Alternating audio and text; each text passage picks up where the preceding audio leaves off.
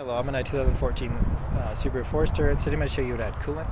So first you open the hood, and then this will be the reservoirs we're looking for. This is the top of your radiator, and this is the main coolant reservoir that you'd add coolant to. So make sure that your vehicle's turned off and the system's cool. You don't want to do anything to the system while it's hot, just because this liquid can get to a boil, and you don't want to risk having a lot of hot poisonous liquid shoot out at you. But down low, if you can see, there's a full line, and then low is below that.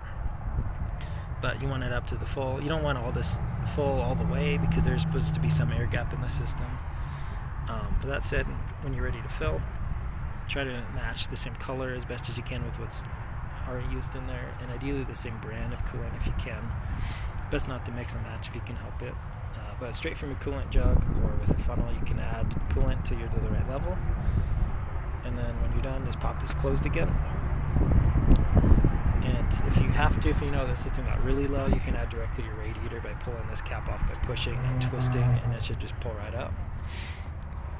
But yeah, check for any cracks in the lines or the reservoir itself. Check through the radiator.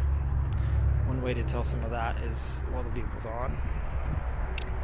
You'll be able to see some coolant puddling throughout the engine compartment or under the vehicle.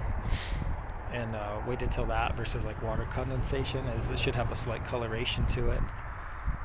If you feel it with like gloves on, it'd have a slight slickness to it versus what water would feel like. And it would have a slight sweetness smell to it. But I hope this was helpful. Hope you have a wonderful day.